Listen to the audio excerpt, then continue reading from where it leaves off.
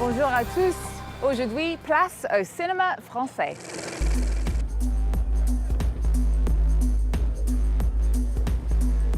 Tu vois, il y a des gens, toute leur vie, sont très malheureux. Alors du coup, ils sont obligés de prendre plein de trucs pour oublier qu'ils sont en vie.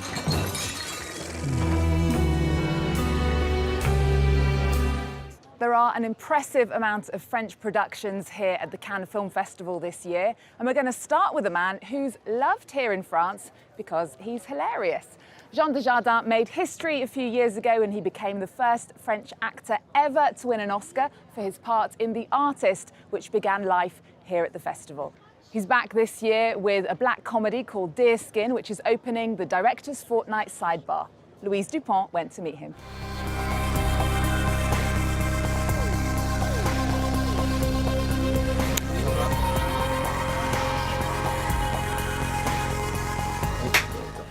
Oh, le moustique, il a pris là.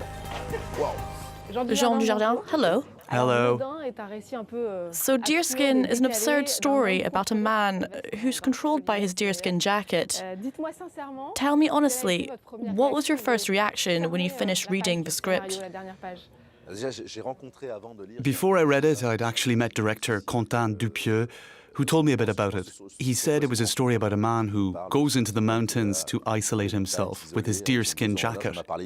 It immediately spoke to me for many reasons. The whole masculine fantasy of fleeing, the desire to forget oneself somewhere else, insanity that creeps up on all of us, obsession too.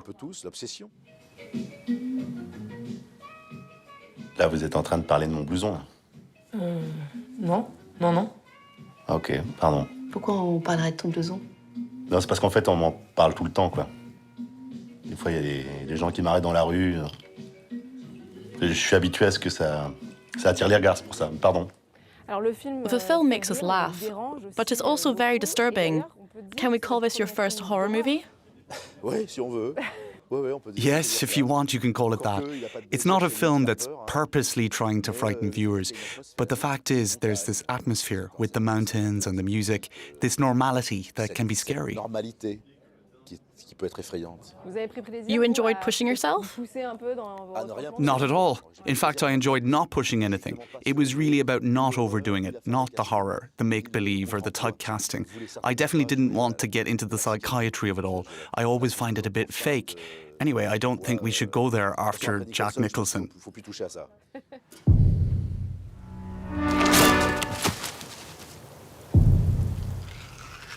Non, je suis tout seul. Je suis tout seul, mais... Enfin, je suis tout seul.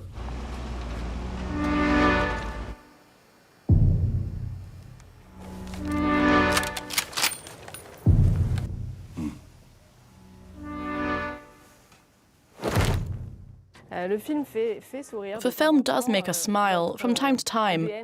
Ever since your debut, there's been an element of comedy in your approach to cinema.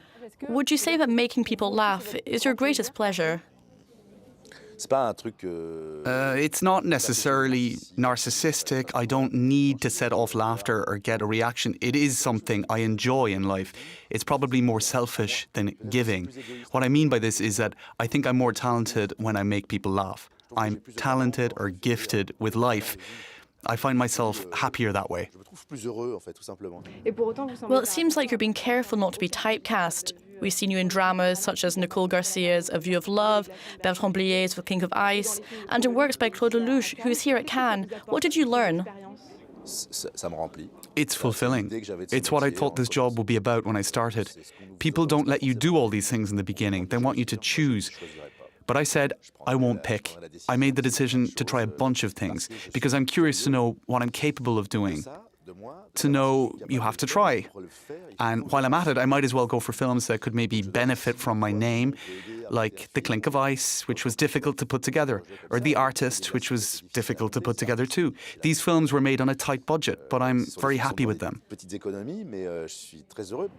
You mentioned The Artist. Cannes is obviously a very special place for you, because it was here, with that movie, that your film career kicked off in 2011. What are some of those memories from that night? The red carpet, the film's reception? A sort of insolent confidence. It wasn't even pretentious or arrogant. It's just we had in our hands this film called The Artist, a silent film set 80 years after the first of its kind. So we were a little bit alone. When you think of a silent film in black and white, you think black and white films, very beautiful, very well lit. But there's a fantastic music that really embellishes this film and enhances your emotions. It's not difficult to watch. That's just not true. It's a fantastic memory to have been able to watch it on the biggest cinema screen in Europe and to receive a prestigious prize, one that I had never won before. I've never been awarded a prize, not until then. So to start with that was obviously, well, it was extraordinary to see Jude Law's face, De Niro speak to me. You're yourself, but not really. It's a memory I keep tucked away in the corner of my mind. It's something that will disappear, I guess, with time. C'est à la fois vous et pas vraiment. C'est un truc que je garde comme ça au loin, mais c'est un truc qui va un peu s'effacer, je pense, au fil du temps.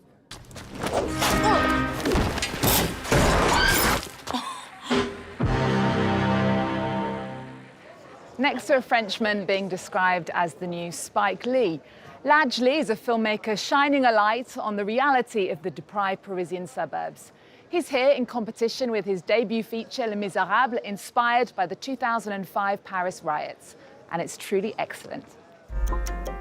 He may have made only one feature film so far. Ladj Ly is already seen as a rising star in French cinema. He grew up in Montfermeil in the eastern suburbs of Paris and began his career as an actor and member of Courtrajmé, a collective he co-created in 1995 with two childhood friends, fellow directors Kim Chapiron and Romain Gavras. Lee quickly made a name for himself with his short films about life in France's deprived housing estates.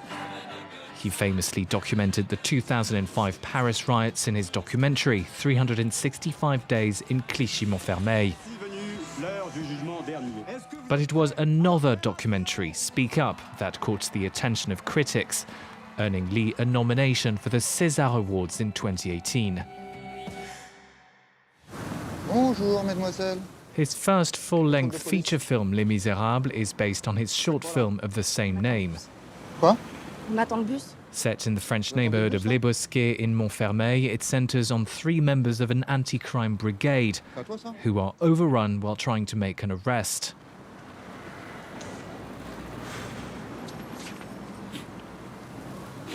Ça sent le shit, ça? Hein? Bon, il est où? Lee never left the suburbs he grew up in. It is here in his hometown that he set up a film school, a joint project with the Courtrajmé collective. Entry is free and anyone can apply. Lee says the idea is to show that anyone can make films, regardless of their origin and social background. It's difficult to get into the film industry, but then with a bit of motivation you can succeed. What we're trying to do is to create new networks. That's what we bring to the table, our own network. We share our contacts with our students, many of whom don't have any acquaintances or relatives in the film industry. From the high-rise suburbs of Paris to the red carpet, Ladj Ly is competing for the Palme d'Or alongside veteran directors Ken Loach and Terrence Malick. The reward for 20 years of work in the service of diversity and inclusion. That's it from us and a look at some of the French talent at this year's Cannes Film Festival. There's so much more to come. À bientôt.